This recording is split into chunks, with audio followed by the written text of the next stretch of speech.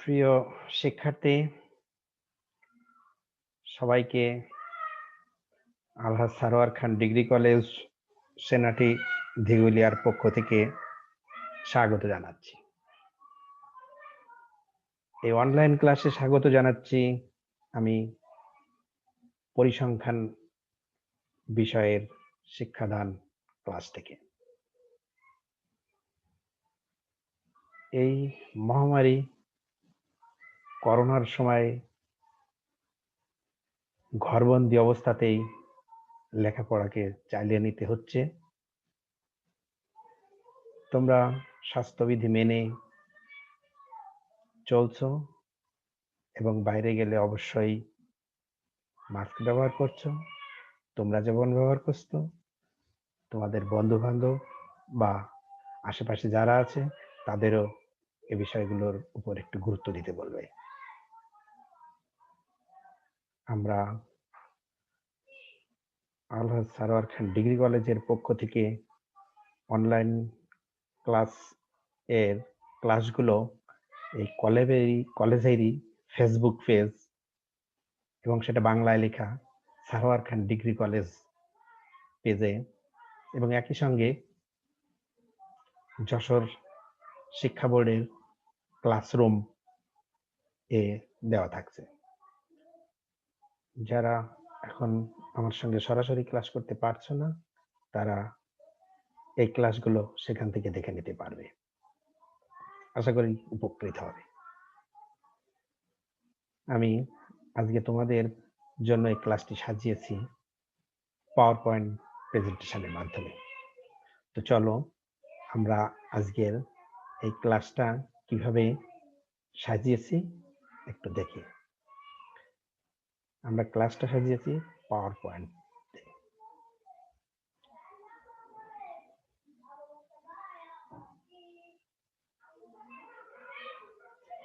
তো প্রথমেই কলেজের পক্ষ থেকে একটা শুভেচ্ছা সকলকে।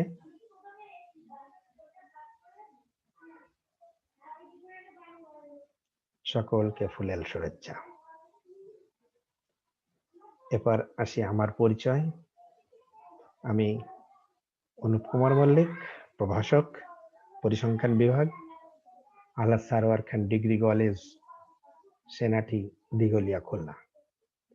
নিচে আমার ইমেল নাম্বারটা দেওয়া আছে, প্রয়োজন বোধে আমার মোবাইল নাম্বারটাও তোমরা নিয়ে নাও। আমার মোবাইল নাম্বারটা হচ্ছে 01912256068। তো আমরা এবার পাঠের দিকে অগ্রসর হই। তো দেখি আজকে আমাদের পাঠ পরিচিতিতে কি আছে। আমরা আজকে একাদশ ও দ্বাদশ শ্রেণীর শিক্ষার্থীদের জন্য পরিসংখ্যান প্রথম পত্রের দ্বিতীয় অধ্যায় নিয়ে আলোচনা করব। এই অধ্যায়ে নাম তথ্য সংগ্রহ, সংক্ষিপ্তকরণ ও উপস্থাপন। তো এই ক্লাসে এই অধ্যায়ের উপরেই এর আগে আমরা কয়েকটা ক্লাস নিয়েছি, তারই ধারাবাহিকতায় আজকে আমরা ক্লাসটা নিব। তো আজকে কি ক্লাস নিব দেখি তোমরা অনুমান করতে পারো কিনা। দেখো, একটা ছবি না বলে কে একটা ছক বলাই শ্রেয় ছিল, যাক যেটাই বলো না করো, একটা ছবির মতো আমরা দেখছি। তো এখানে কি আছে? এই ছবিতে আছে শ্রেণী ব্যাপ্তি, ট্যালি চিহ্ন, গণসংখ্যা এবং এই দেখো এই কিছু কিছু চিহ্ন দেখতে পাচ্ছ তোমরা। এগুলো এই সব মিলিয়ে এই ছকটাকে তোমরা কি নামে জানো মনে পড়ে? এর আগে তোমরা এই যে চার্টটা সম্বন্ধে আগে জেনেছো, কিভাবে জেনেছো সেটা তোমরা মাধ্যমিক এবং প্রাথমিক পর্যায়ের গণিত ক্লাসে শিখেছো। আজকে সেটা পরিসংখ্যান ক্লাসে দেখবা। তো এটার নাম কি মনে পড়ে? দেখো তো। হ্যাঁ, না মনে পড়লে এখনই মনে পড়বে। দেখো, এটার নাম গণসংখ্যা নিবেশন। তাহলে আজকে আমাদের পাঠ গণসংখ্যা নিবেশন। এই গণসংখ্যা নিবেশন সম্বন্ধে কি শিখবো, কি জানতে পারবো আজকে ক্লাসের শেষে, সেটা দেখে নেই। এর আজকের আলোচনা শেষে আমরা জানতে পারবো গণসংখ্যা নিবেশন বলতে কি বুঝি, গণসংখ্যা নিবেশনের বিভিন্ন অংশের বর্ণনা এবং আরো জানতে পারবো গণসংখ্যা নিবেশনের কিভাবে গঠন করতে হয়। তো চলো আমরা দেখি গণসংখ্যা নিবেশন, এবং এখানে দুটো গণসংখ্যা নিবেশন। এখন একে আমরা আর ছকও বলবো না, ছবিও বলবো না, চিত্র বলবো না, এখন আমরা এটা দেখেই এটাকে বলবো গণসংখ্যা নিবেশন। তো এতে দুটো গণসংখ্যা নিবেশনের দুটো নাম আছে। তো দেখি গণসংখ্যা দুটোর নাম কি। এটার নাম কি? এটা হচ্ছে অবিচ্ছিন্ন গণসংখ্যা নিবেশন, আর পরবর্তী যেটা আছে এটা বিচ্ছিন্ন গণসংখ্যা নিবেশন। তো দুটো গণসংখ্যা নিবেশনে আমরা শুধুমাত্র প্রথম কলামটায় পার্থক্য দেখতে পাচ্ছি। দেখো এইখানে শ্রেণী ব্যাপ্তি আছে, আর ঠিক এটাই আছে, এটা কি দেখতে পাচ্ছ? এটা দেখতে পাচ্ছ তথ্য বা চলকের মান। এই তাহলে এই দুটো পার্থক্য ছাড়া আমরা আর বড় কোনো পার্থক্য দেখতে পাচ্ছি না। তাহলে আমাদের আপাতত আমরা দেখছি যে দুটো নিবেশনের মধ্যে পার্থক্য শুধুমাত্র শ্রেণীব্যাপ্তি এবং শুধুমাত্র তথ্য বা চলকের মধ্যে। তাহলে এই দুটো যেহেতু এইখানটা একটু একই এবং শুধুমাত্র শ্রেণী আর তথ্য আলাদা, তাহলে দুটোকে একসঙ্গে নিয়ে আমরা একটা সংজ্ঞায়িত করার চেষ্টা করব। দেখো তো কিভাবে লেখা যায়। গণসংখ্যা নিবেশন হলো একটি পরিসংখ্যানিক সারণী। আমরা বলেছি এটা সারণী, ছক যেটা বলো না কেন, সারণী, যেখানে চলকের মানগুলোকে তাদের ক্রমানুসারে এককভাবে, ক্রমানুসারে এটা আমরা সাজিয়েছি এককভাবে। আর এটা সাজিয়েছি কিভাবে? কতগুলো শ্রেণীতে সাজিয়েছি, এবং সাথে কি আছে, তাদের গণসংখ্যা পাশাপাশি লিখেছি, গণসংখ্যা পাশাপাশি লিখেছি। তা এই দুটোকেই বলবো আমরা গণসংখ্যা নিবেশন। তাহলে গণসংখ্যা নিবেশনটা কি? গণসংখ্যা নিবেশন হলো একটি পরিসংখ্যানিক সারণী, যেখানে একটি চলকের মানগুলোকে তাদের ক্রমানুসারে এককভাবে বা কতগুলো শ্রেণীতে তাদের গণসংখ্যা সহ পাশাপাশি সাজানো হয়। তো এবার আমরা একটু আলাদা করে দেখে আসি পরিসংখ্যা গণসংখ্যার শ্রেণীবিন্যাসটা দেখি। গণসংখ্যা নিবেশন সাধারণত দুই প্রকার। কি কি আমরা দেখে আসলাম? বিচ্ছিন্ন গণসংখ্যা নিবেশন আর অবিচ্ছিন্ন গণসংখ্যা নিবেশন। এইমাত্র আমরা ছক সহ দেখে আসলাম। বিচ্ছিন্ন গণসংখ্যা নিবেশনটা কি? সংগৃহীত তথ্যকে কতগুলো বিচ্ছিন্ন সংখ্যার পুনরাবৃত্তির সংখ্যা ও গণসংখ্যাকে যে সংখ্যা নিবেশনের মাধ্যমে উপস্থাপন করা হয় তাকে বিচ্ছিন্ন গণসংখ্যা নিবেশন বলে। আমরা একটু আগে দেখলাম যে সেখানে আমরা তথ্য বা চলক দেখেছিলাম, সেটা হচ্ছে আমাদের বিচ্ছিন্ন। আর অবিচ্ছিন্নটা কি দেখেছিলাম মনে করো তো? হ্যাঁ, সেখানে দেখেছিলাম শ্রেণী ব্যাপ্তি। সেটার সঙ্গে আমরা কিভাবে দিতে পারি? অবিচ্ছিন্ন গণসংখ্যা নিবেশন সংগৃহীত তথ্য সমূহকে মানের ভিত্তিতে কয়েকটি শ্রেণীতে বিভক্ত করেছিলাম। শ্রেণী বিভক্ত করে ওই শ্রেণীর অন্তর্ভুক্ত গণসংখ্যাকে যে গণসংখ্যা নিবেশনে উপস্থাপন করা হয় তাকে অবিচ্ছিন্ন গণসংখ্যা নিবেশন বলে। তো আমরা দেখে আসি বিচ্ছিন্ন বিচ্ছিন্ন গণসংখ্যা নিবেশনটা কি এবং কিভাবে করতে হয়। আমরা কি কি কি নিয়ে গঠিত সেইভাবে নিয়ে আমরা আজকে বেশি আলোচনা করব, যেহেতু তোমরা এগুলো তৈরি করতে পারো। তৈরি পদ্ধতিতে আমি অত আর বিশদভাবে এখানে দেখাচ্ছি না, আমরা বিভিন্ন অংশ সম্বন্ধে দেখাচ্ছি। তাহলে দেখি আমরা এটা হচ্ছে আমাদের গণসংখ্যা নিবেশন। কি গণসংখ্যা নিবেশন?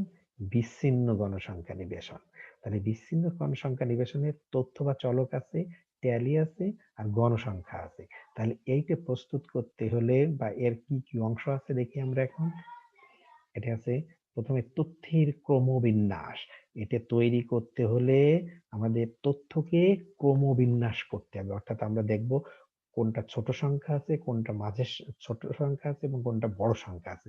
এই সংখ্যাগুলোকে আমরা তথ্যের ক্রমবিন্যাস করবো, অর্থাৎ ক্রমানুসারে লিখবো যে 2, এখানে সর্বনিম্ন সংখ্যা 2, তারপরে 3, 4 5 6 7 8 9 নেই 10 11 এখানে আমরা এই যে সংখ্যাগুলো আছে সেই সংখ্যাগুলো লিখলাম। এবার এখানে দেখলাম আমাদের 2 2 1 2 দুইটা আছে দুইবার, এক একটা দাগ দিলাম, এটাকে বলে ট্যালি মার্ক, ট্যালি চিহ্ন। এই একটা দাগ, একটা দাগ, এটা হচ্ছে ট্যালি চিহ্ন। এবং যখন 5টা হয় তখন আমরা এখানে আড়াআড়ি কোনাকুনি ভাবে একটা দাগ দিয়ে দিই। পঞ্চম ট্যালিতে আমরা এই কোনাকুনি দিয়ে দেই, সেটা আমরা পরে যখন আসবে তখন দেখাবো। তাহলে প্রথমে আসবে আমার তথ্যের ক্রমবিন্যাস, সেটা আমরা সাজালাম। তারপরে থাকবে ট্যালি। ট্যালিটা কি, আমাদের কোন সংখ্যাটা কতবার আছে সেইটা এখানে আমরা এক একটা ওই ট্যালি চিহ্ন দিয়ে দেখাবো, এক একটা দাগ এক একটা ট্যালি চিহ্ন। তো এখানে আমরা দেখতে পাচ্ছি যে 2 আছে 2 বার, 3 আছে কয়বার, 3 আছে দেখছি 1 2, 3 আছে 2 বার। এভাবে 4 আছে কয়বার, 1 2 3 4 বার আছে, আমার 4 আছে 4 বার। এভাবে এভাবে আমরা এখান থেকে এইটা তৈরি করেছি। 4 আছে 3 বার, 1 2 3, এই যে 4 আছে 3টা। 5 আছে কয়টা, 1 2 2, আমাদের 5 আছে 3টা, 1 2 3টা। আমরা এইভাবে যে সংখ্যাটা যতবার আছে আমরা ট্যালি চিহ্ন দিয়ে সেভাবে দেখিয়েছি। তাহলে এটি আমাদের ট্যালি চিহ্ন। যে গণসংখ্যা, ট্যালি ট্যালি কয়টা দিয়েছি এটি গুণে গুণে আমরা সংখ্যায় লিখব, সংখ্যায় লিখব, অঙ্কে অঙ্কে লিখবো আর কি। এখানে দুটো আছে এই 2 লিখছি, এটা দুটো আছে 2 লিখছি, এটা 3টি আছে 3 লিখছি। এটা হচ্ছে আমাদের গণসংখ্যা। তাহলে গণসংখ্যা আর ট্যালি একই জিনিস, শুধুমাত্র ট্যালিটাকে গুণে গুণে সংখ্যায় আমরা লিখব, সংখ্যা পদ্ধতি লিখব। সরি। আর এই গণসংখ্যার সমষ্টিকে আমরা এই ক্যাপিটাল এন, বড় এন দিয়ে প্রকাশ করি। এই সমষ্টি এখানে 20টা, যেহেতু এখানে 20টা পরিবারের দেখিয়েছিলাম। তাহলে এই আমাদের গণসংখ্যা নিবেশন। গণসংখ্যা বিচ্ছিন্ন গণসংখ্যা নিবেশনে আমার এই 3টা আছে, তথ্য, ট্যালি এবং গণসংখ্যা তথ্য বা চল। তাহলে আমরা এবার দেখি অবিচ্ছিন্ন গণসংখ্যা নিবেশন। তো এবার একটু দেখো, এখানে আমাদের অবিচ্ছিন্ন গণসংখ্যা নিবেশন তৈরি করেছে 30 জন শ্রমিকের দৈনিক মজুরি দেয়া আছে। তো এখানে আমাদের 30 জন শ্রমিকের দৈনিক মজুরি দেয়া আছে। এই মজুরির ভিত্তিতে আমরা একটা গণসংখ্যা নিবেশন প্রস্তুত করে রেখেছি, তোমরা সেইটা দেখে নাও। এটা হচ্ছে আমাদের সেই গণসংখ্যা নিবেশন। তো আমি বলেছি কি, যে গণসংখ্যা প্রস্তুত করতে হলে তোমাদের কমপক্ষে এই 3টে তৈরি করতে হবে। আর যদি কখনো শুধু গণসংখ্যা দেয়া থাকতে পারে এরকম অঙ্ক করার সময়, যেমন শ্রেণীব্যাপ্তি এবং গণসংখ্যা, তখন ট্যালি নাও দেওয়া থাকতে পারে, সেটাকেও আমরা গণসংখ্যা নিবেশন বা বিন্যাস বলবো। গণসংখ্যা নিবেশন বা বিন্যাস বলবো, ফ্রিকোয়েন্সি ডিস্ট্রিবিউশন। তো এখানে আমাদের কি কি আছে আমরা দেখতেছি, শ্রেণীব্যাপ্তি, ট্যালি চিহ্ন, গণসংখ্যা, শ্রেণী মধ্যবিন্দু, আপেক্ষিক গণসংখ্যা, ক্রমযোজিত গণসংখ্যা, গণসংখ্যার ঘনত্ব, এবং লাস্টে দেখতে হয় শতকরা গণসংখ্যা, শতকরা গণসংখ্যা।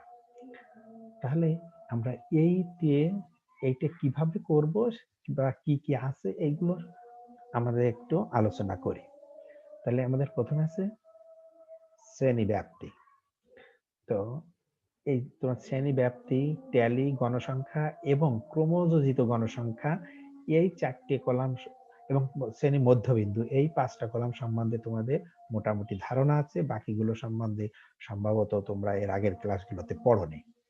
তো আজকে দেখি আমরা কি কি করা যায়। প্রথমে শ্রেণীব্যাপ্তি। শ্রেণীব্যাপ্তি করব কিভাবে, তার আগে আমাদের করতে হবে এইখান থেকে যে তথ্যগুলো দেয়া আছে, এখান থেকে সর্বোচ্চ বৃহত্তম সংখ্যা এবং সর্বনিম্ন অর্থাৎ ক্ষুদ্রতম সংখ্যা দুটো খুঁজে বের করে তার ব্যবধান বের করতে হবে। এই ব্যবধানকে আমরা বলি পরিসর, যেটা আর দ্বারা প্রকাশ করা হয়।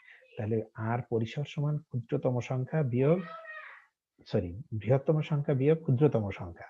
তো এখানটায় এই যে আমাদের 30টা তথ্য, 30টা মান দেয়া আছে, এই মানটার সর্বোচ্চ সংখ্যা হচ্ছে 82 এবং সর্বনিম্ন সংখ্যা আছে 30। আর এই বিয়োগ করলে হচ্ছে আমাদের এই 52, এই 52 হচ্ছে আমাদের পরিসর। তাহলে আমাদের পরিসর সম্বন্ধে ধারণা হলো কি, এখানে সর্বোচ্চ সংখ্যা এবং সর্বনিম্ন সংখ্যার ব্যবধানই হচ্ছে পরিসর। আচ্ছা, এরপরে আমরা এই পরিসরটা বের করেই আমরা শ্রেণীব্যাপ্তিতে যাব। শ্রেণীব্যাপ্তি কি?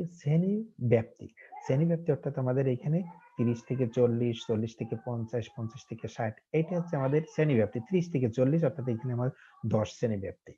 তো এই শ্রেণীব্যাপ্তি কত হবে? এই শ্রেণীব্যাপ্তিটা হবে কত হবে সেটি জানার আগে আমরা শ্রেণী সংখ্যা কত হবে সেটি জেনে আসি। অর্থাৎ এখানে আমাদের শ্রেণী সংখ্যা আছে কত? 1, 2, 3, 4, 5, 6টা আছে। এই শ্রেণী সংখ্যা আমার অবশ্যই 5টার কম হবে না এবং 25টার বেশি হবে না। অর্থাৎ 5 এবং 25-এর মধ্যে হবে। 5টির বেশি এবং 25-এর কম হতে হবে আমাদের শ্রেণী সংখ্যা। এজন্য শ্রেণী ব্যাপ্তি যেটা হবে, এই ব্যাপ্তিকে আমরা একবার 25 দিয়ে ভাগ করব এবং একটা 5 দিয়ে ভাগ করব। একবার 5 দিয়ে ভাগ করব, 25 দিয়ে ভাগ করলে যে সংখ্যাটা পাবো আর 5 দিয়ে ভাগ করলে যে সংখ্যাটা পাবো, এ দুইয়ের মাঝের যে কোনো একটা সুবিধা মতো সংখ্যা তুমি এখান থেকে শ্রেণীব্যাপ্তি নিতে পারো। তো এইখানে আমরা দেখছি কি আমাদের পরিসর হয়েছে 52, এর আমরা 25 দিয়ে ভাগ করলে পেয়েছি 2.08, আর সেই 52 রে 5 দিয়ে ভাগ করে পেয়েছি 10.4। এর মধ্যে একটা আছে 2.08 হতে 10.4 এর মধ্যে সুবিধাজনক পদ্ধতিতে এখানে আমরা 10 ধরে করেছি। আমরা সাধারণত চেষ্টা করব এই শ্রেণী ব্যবধানটা ধরার 5 বা 5-এর গুণিতক হিসাবে, যেমন 5, 10, 15, 20, 25 এইভাবেই, তাহলে আমাদের হিসাবে সুবিধা হয়। যে কোনোটা ধরা সম্ভব, ধরা যাবে, তো আমরা চেষ্টা করব এটা করতে আমাদের সুবিধার জন্য। তো আমরা দেখলাম, তাহলে আমরা এই শ্রেণী ব্যাপ্তি পেয়ে গেলাম যে শ্রেণী ব্যাপ্তিটা কত হবে সেটি আমরা জানার আগে আমরা শ্রেণী সংখ্যাটা জেনে গেলাম। এই শ্রেণী সংখ্যা পাওয়ার এখানে আমরা শ্রেণী ব্যাপ্তি পেয়ে ধরেছি আমরা 10 শ্রেণী ব্যাপ্তি পেয়ে গেছি। তাহলে এখানে আমরা শ্রেণীর সংখ্যাটা আরেকটা সূত্রের সাহায্যে বের করতে পারি। সেটা হচ্ছে শ্রেণী সংখ্যা কে জন্যে শ্রেণী সংখ্যা যদি কে ধরে, তাহলে আমরা এটা হচ্ছে পরিসর ভাগ শ্রেণী ব্যাপ্তি। তাহলে আমাদের এখানে পরিসর কত আছে? পরিসর হচ্ছে 52 আর শ্রেণী ব্যাপ্তি হচ্ছে আমাদের 10। তাহলে আমাদের শ্রেণী সংখ্যা হবে 52 ভাগ 10, অর্থাৎ 52 2.20 2.2 আমাদের 5.2। তো 5.2 যখন হচ্ছে আমাদের ওই ভগ্নাংশের জন্য অতিরিক্ত আরেকটা শ্রেণী নিতে হবে, অর্থাৎ আমাদের এখানে শ্রেণী সংখ্যা 6। এছাড়া আমরা আরেকটা সূত্র আছে, সেই সূত্র হচ্ছে k সমান 1 প্লাস 3.322 log n। n এর মানটা এখানে আমাদের টোটাল যে গণসংখ্যা আছে, অর্থাৎ গণসংখ্যার সমষ্টি, এটি এখানে বসিয়ে যে মানটা পাবো সেটি হবে আমাদের শ্রেণী সংখ্যা, এবং এই দুটো শ্রেণী সংখ্যা প্রায় কাছাকাছি হবে। তাহলে আমরা শ্রেণী সংখ্যাটা নির্ণয় করলাম, আমরা শ্রেণী সংখ্যাটা নির্ণয় করলাম এবং শ্রেণী ব্যাপ্তি নির্ণয় করে এই দাগ কেটে ফেললাম। এবার আসি ট্যালি চিহ্ন। ট্যালি চিহ্ন, আমাদের এখানে কি বলি, শ্রেণী ব্যাপ্তি ধরেছি 10, আমাদের সর্বনিম্ন সংখ্যা আছে কত? 30। আমরা এখানে 30 থেকে শুরু করি, 30 থেকে 40, 40 থেকে 50, 50 থেকে 60, 60 থেকে 70, 70 থেকে 80, 80 থেকে 90। যেহেতু এখানে আমাদের সর্বোচ্চ 82, তাহলে আর 90 এর পরে যাব না। আর এখানে যদি আমার 30 না থেকে 30 এর বেশি থাকতো, তাহলে আমরা 30টা নিতাম। সেটা আমাদের সুবিধা মতো কোনো সংখ্যা, তার আগের কোনো সংখ্যা থেকে আমরা এটা নিব। তো এরপর আসি ট্যালি। ট্যালি বিচ্ছিন্ন গণসংখ্যার মতো এখানেও আমরা সেই ওই ট্যালি চিহ্নগুলো ব্যবহার করব। তো এখানে দেখি আমরা কি 30 থেকে 40 এর ভিতরে কতটা সংখ্যা আছে সেখানে আমরা ততটা এই ট্যালি চিহ্ন দেব, অথবা আমরা সেটাই হচ্ছে আমাদের ট্যালি। তো এইখানে করার সময় আমরা সাধারণত কিভাবে করি, আমরা দেখি 50টা আমাদের কোথায় বসবে, 50-এর জন্য একটা ট্যালি মার্ক, এই দাগ ট্যালি মার্ক কোথায় বসবে, একটা সমস্যা 50। এই শ্রেণীতেও আছে এবং এই শ্রেণীতে উচ্চ সীমা আছে এবং তার পরবর্তী শ্রেণীতে নিম্ন সীমা আছে। তাহলে আমরা কোথায় বসাবো? এইরকম যখন হবে যে উচ্চ সীমা এক শ্রেণীর উচ্চ সীমা পরবর্তী শ্রেণীর নিম্ন সীমার সমান হবে, তখন সেই সংখ্যাটাকে আমরা নিচের শ্রেণীতে ট্যালি চিহ্ন দিয়ে লিখব। অর্থাৎ 50 সংখ্যাটা আমার এখানে দ্বিতীয় শ্রেণীতে এবং তৃতীয় শ্রেণীতে আছে। যেহেতু তৃতীয় শ্রেণীতে আছে উচ্চ সীমায়, আমরা এটা না নিয়ে পরবর্তী শ্রেণীর নিম্ন সীমায় আছে 50, ওই শ্রেণীতে ট্যালিতে দিয়ে দেব। তাহলে এইখানে আমাদের শ্রেণীতে দুটো, প্রত্যেক শ্রেণীতে দেখো দুটো করে সংখ্যা 30 থেকে 40। একে 30 আমার হচ্ছে নিম্ন সীমা, 40 ঊর্ধ্ব সীমা। তো এভাবে এই ট্যালি সংখ্যাগুলো দেব। যখন 5টা 4টের পরে পঞ্চম সংখ্যাটা আসবে, তখন আমরা এই আড়াআড়ি কোনাকুনি একটা দাগ দিয়ে ওইটা 5টা বোঝাবো, 5 বোঝাবো আমাদের গণনার সুবিধার জন্য। তো এইভাবে আমরা এই ট্যালি সংখ্যা এইখান থেকে এই ট্যালিগুলো লিখে ফেলবো। লিখে ফেলার পরে আসবে ট্যালি চিহ্ন দেওয়ার পরে আসে কি? গণসংখ্যা। গণসংখ্যাটা কি? গণসংখ্যা হচ্ছে এই ট্যালি সংখ্যা গণনা করে লিখবো। এই ট্যালি সংখ্যাগুলো গণনা করে সংখ্যায় লিখবো। ট্যালি। এরপর সে মধ্যবিন্দু। মধ্যবিন্দুটা কি? দেখো আমি লিখে দিয়েছি। মধ্যবিন্দু এখানে শ্রেণী উচ্চ সীমা 40 আর শ্রেণী নিম্ন সীমা 30, উচ্চ সীমা 40। এই দুটো যোগ করব, যোগ করে 2 দিয়ে ভাগ করব, সেটা লিখবো আমরা শ্রেণী মধ্যবিন্দু। প্রত্যেকটা শ্রেণীর ক্ষেত্রে আমরা এখানে 40 থেকে 50, 40 এবং 50 যোগ করে 2 দিয়ে ভাগ করব, 45, সেটা এই লিখবো। তাহলে শ্রেণী মধ্যবিন্দু গুলো লিখবো শ্রেণী ব্যাপ্তির ঊর্ধ্বসীমা এবং নিম্ন সীমার গড়, অর্থাৎ যোগ করে 2 দিয়ে ভাগ। এটা আমার শ্রেণী মধ্যবিন্দু, শ্রেণী মধ্যবিন্দু। এবার আসলে আমাদের দেখি আপেক্ষিক গণসংখ্যাটা কি। আপেক্ষিক গণসংখ্যাটা হচ্ছে, এখানে আমি লিখে দিয়েছি গণসংখ্যা এবং মোট গণসংখ্যা। অর্থাৎ যে এখানে গণসংখ্যা বলতে এখানে যে শ্রেণী আমরা আপেক্ষিক গণসংখ্যা নির্ণয় করব, সেই শ্রেণীর গণসংখ্যা এবং মোট গণসংখ্যার অনুপাত বা ভাগফল। তাহলে এখানে দেখো এই প্রথম শ্রেণীতে আমার গণসংখ্যা আছে 4 আর মোট গণসংখ্যা আছে 30। অর্থাৎ 4 কে 30 দিয়ে ভাগ করে আমরা যে সংখ্যাটা পাবো সেটা লিখবো আপেক্ষিক গণসংখ্যা এই কলামে। পরবর্তী 40 থেকে 50-এ আমাদের গণসংখ্যা আছে 6। একে মোট গণসংখ্যা 30 দিয়ে ভাগ করে যে সংখ্যাটা হবে অর্থাৎ 0.2, এটা লিখবো আপেক্ষিক গণসংখ্যা কলামে। অনুরূপ ভাবে 40 থেকে 50 শ্রেণীতে গণসংখ্যা আছে আমার 8। একে মোট গণসংখ্যা 30 দিয়ে ভাগ করে 0.267, এটা লিখবো ওই শ্রেণীতে। এভাবে আমাদের আপেক্ষিক গণসংখ্যাটা আমরা নির্ণয় করে ফেলবো। এবার আসি ক্রমযোজিত গণসংখ্যা। ক্রমযোজিত গণসংখ্যাটা হচ্ছে পরপর যোগ করা। পরপর যোগ করতে বলতে প্রথম শ্রেণীর গণসংখ্যা 4 আছে আমাদের, 4 লিখে দিলাম। পরবর্তী গণসংখ্যা প্রথমটা এবং দ্বিতীয়টা যোগফল 6, 4 যোগফল 4 এবং 6 এর যোগফল 10, এটি আমরা এখানে লিখে দিলাম। এবার কি 6, আচ্ছা 10 আর 8 18। 18টা হচ্ছে আমাদের এই তৃতীয় কলামে, 18 হয়েছে। এবার কিন্তু 6, আচ্ছা 10 আর 8 18, 18 আর 5 23, 23টা আমার এই 60 থেকে 70 কলামে। এভাবে সবগুলো আমরা করব। তারপরে এই পর্যন্ত 23, 23 আর 6 29, এই পর্যন্ত হচ্ছে আমার 29 আর 1 30। এইটা হচ্ছে আমাদের ক্রমযোজিত গণসংখ্যা। এটা আমরা দেখেছি উপরের থেকে করেছি, এরপরে আমাদের সুবিধা যখন প্রয়োজন মতো এটা নিচের থেকেও যোগ করতে করতে উপরে যেতে হতে পারে। আচ্ছা, এবার আসি আমরা গণসংখ্যার ঘনত্ব। গণসংখ্যার ঘনত্বটা কি সেটাও দেখো আমি এখানে লিখে দিচ্ছি। গণসংখ্যার ঘনত্ব হচ্ছে গণসংখ্যা ভাগ শ্রেণীব্যাপ্তি। অর্থাৎ যে শ্রেণীর গণসংখ্যা সেই শ্রেণীর শ্রেণীব্যাপ্তি দিয়ে ভাগ করলে যে সংখ্যাটা পাবো সেটা হচ্ছে আমার গণসংখ্যার ঘনত্ব। আমার প্রথম শ্রেণীর গণসংখ্যা 4 এবং শ্রেণীব্যাপ্তি 10, শ্রেণীব্যাপ্তি 10, তাহলে 4 কে 10 দিয়ে ভাগ করলে আমরা পাই 0.4।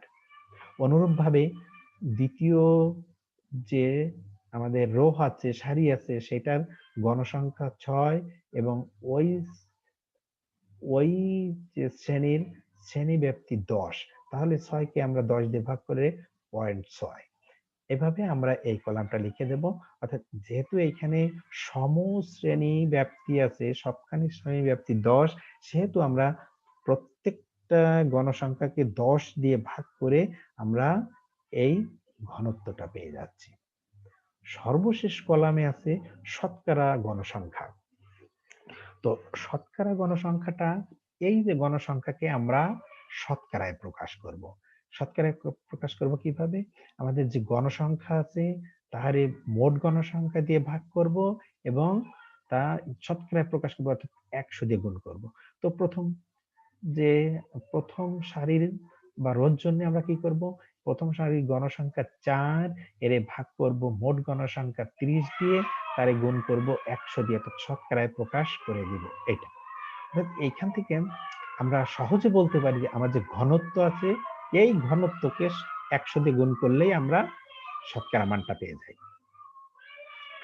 আচ্ছা, এইগুলো হচ্ছে আমাদের একটা অবিচ্ছিন্ন গণসংখ্যা নিবেশনের মোটামুটি এইটা। এছাড়াও আরো কিছু আমরা আলোচনা করি। শ্রেণীব্যাপ্তি সাধারণত 2 প্রকার। একটা আছে অন্তর্ভুক্ত শ্রেণীব্যাপ্তি আর একটা বহির্ভুক্ত শ্রেণীব্যাপ্তি। অন্তর্ভুক্ত শ্রেণীব্যাপ্তিটা কি? দেখো, আমরা আগে একটু ছবি দেখে তারপরে অন্তর্ভুক্তিটা দেখে নিই যে গণসংখ্যা নিবেশনটা এটি।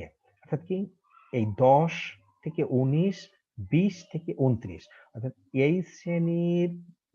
এই শ্রেণীর উচ্চসীমা পরবর্তী শ্রেণীর নিম্নসীমা না হয়ে অন্য কোনো সংখ্যার থেকে হয়েছে। অর্থাৎ একই যখন না হবে তখন এই ধরনের শ্রেণীকে আমরা বলবো অন্তর্ভুক্তি পদ্ধতি, অর্থাৎ একই শ্রেণীতে অন্তর্ভুক্ত থাকবে। তাহলে আমরা কি বলতে পারি? অন্তর্ভুক্ত শ্রেণী পদ্ধতিতে কোন শ্রেণীর উচ্চসীমা ও নিম্নসীমা উচ্চসীমা কেবল ওই শ্রেণীর অন্তর্ভুক্ত থাকবে। এক্ষেত্রে কোন শ্রেণীর নিম্নসীমা তার পূর্ববর্তী শ্রেণীর উচ্চসীমা থেকে বড় হবে। যেমন 8 এর উচ্চসীমা এই পরবর্তী নিম্নসীমাটা বড় হবে। এতে এই কোন শ্রেণীর উচ্চসীমা পরবর্তী শ্রেণীর নিম্নসীমা এক না হয়ে বড় হবে। আর বহির্ভুক্ত পদ্ধতিতে আমাদের এই দুটো সমান হবে। সমান হবে কি বলতে? কোন শ্রেণীর উচ্চসীমা পরবর্তী শ্রেণীর নিম্নসীমার সমান হবে। এইটাই আমরা দেখি। এই শ্রেণীর উচ্চসীমা, প্রথম শ্রেণীর উচ্চসীমা 20 এবং দ্বিতীয় শ্রেণীর উচ্চসীমা 20। তাহলে এটি হচ্ছে আমাদের বহির্ভুক্ত, বাইরেও আছে। দেখো, এটা গেল। এরপরে আমরা দেখি প্রকৃত শ্রেণীসীমা। প্রকৃত শ্রেণীসীমা আমরা যখন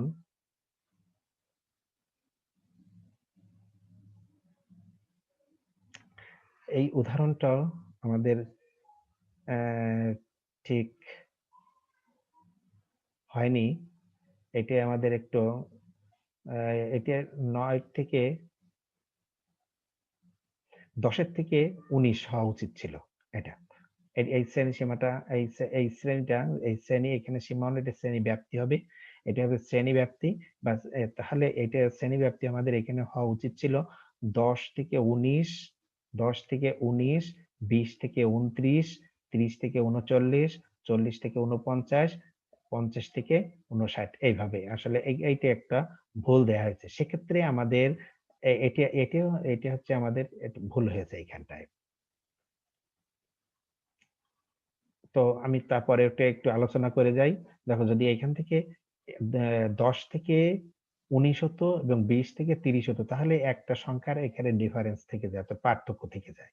তো প্রকৃত শ্রেণী সীমা নির্ণয় করার সময় এই যে পার্থক্যটা আছে, এই পার্থক্যটা এই প্রথম শ্রেণী থেকে বিয়োগ করব, অর্থাৎ নিম্নসীমা থেকে বিয়োগ করব আর উচ্চ সীমার সঙ্গে যোগ করব। এখানে প্রকৃত শ্রেণী সীমা হচ্ছে উক্ত শ্রেণীর নিম্নসীমা বিয়োগ এই আমাদের পার্থক্য। অর্থাৎ এই যদি আমরা এই পার্থক্যের ডি ধরি, তাহলে ডি ভাগ 2।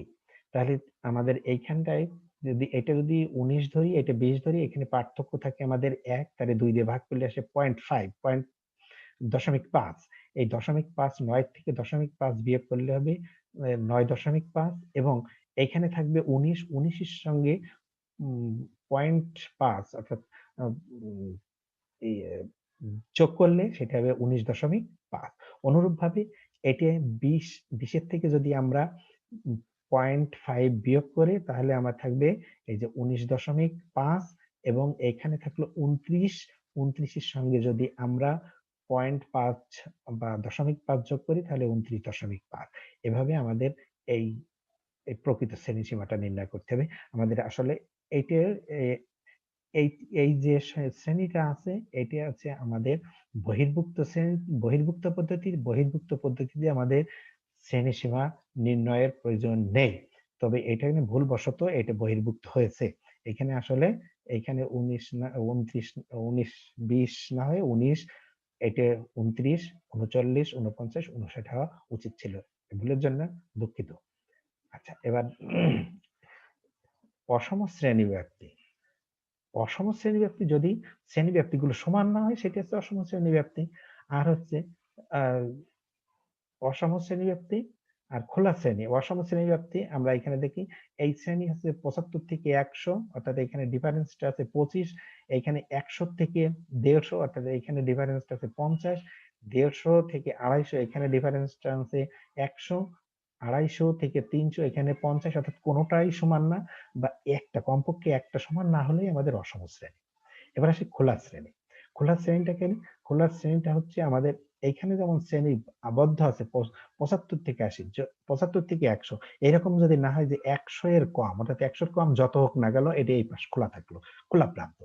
এবার আমরা এখানে দেখতে পারি 100 থেকে 150, 150 থেকে 200, 200 থেকে 250, এবার 250 বেশি, অর্থাৎ এ প্রান্ত আমাদের খোলা। যদি এইরকম থাকে, এরকম হয় যে যেকোনো এক যেকোনো একটা, সে প্রথমটা হোক আর শেষটা যদি খোলা থাকে তাহলে তাকে এইরকমকে বলি আমরা খোলা প্রান্ত বিশিষ্ট বা খোলা প্রান্ত শ্রেণীব্যাপ্তি। এবার আমরা দেখো তো জেনে নিই শ্রেণীর সংখ্যা সাধারণত কতটি নিতে হয়। মনে আছে? বলেছিলাম 5টির বেশি এবং 25টার কম। এবার দেখো প্রকৃত শ্রেণীসীমা, প্রকৃত নিম্নসীমা ও প্রকৃত উচ্চসীমা কি। হ্যাঁ, এটাই আমরা দেখো। প্রকৃত নিম্নসীমা, উক্ত শ্রেণীর নিম্নসীমা বিয়োগ d/2। ডি হচ্ছে দুটোর পার্থক্য। এটা আমি আবারও বলছি, যখন এটা বহির্ভুক্ত না হয়ে অন্তর্ভুক্ত পদ্ধতিতে আমরা এই শ্রেণীকরণটা করি, সেক্ষেত্রে আমাদের এটাই করা লাগে। আচ্ছা, এবার প্রকৃত উচ্চসীমাটা কি? প্রকৃত উচ্চসীমাটা আছে উক্ত শ্রেণীর উচ্চসীমা তার সঙ্গে যোগ করব d/2, অর্থাৎ ওই পার্থক্যটা। এবার আসি খোলা প্রান্ত বিশিষ্ট শ্রেণীব্যাপ্তি কাকে বলে। খোলা প্রান্ত এক যদি কোনো শ্রেণীর উচ্চসীমা বা নিম্নসীমার কোনো একটি বা উভয় সুস্পষ্টভাবে নির্দেশিত না থাকে তবে তাকে খোলা প্রান্ত বিশিষ্ট শ্রেণী ব্যাপ্তি বলে। বাড়ির কাজ, এখানে একটা তোমাদের জন্য বাড়ির কাজ দিয়েছি। সেটা কি 30 জন শিক্ষার্থী কোন পরীক্ষায় প্রাপ্ত নম্বর দেওয়া হলো, উপযুক্ত শ্রেণী নিয়ে গণসংখ্যা নিবেশন প্রস্তুত করো। খুব সহজ একটা জিনিস, এটা তোমরা অনেক আগেই করেছো। তো তোমাদের সবাইকে আবারও ধন্যবাদ জানিয়ে আমরা ক্লাস আজকের মতো এখানে শেষ করব। ভালো থাকো, সুস্থ থাকো, আবারও দেখা হবে। এবং আবারও বলি, তোমরা স্বাস্থ্যবিধি মেনে চলো এবং আবার দেখা হবে অন্য কোনো ক্লাসে, অন্য কোনো দিন। ততক্ষণ সুস্থ থাকো। সকলকে ধন্যবাদ।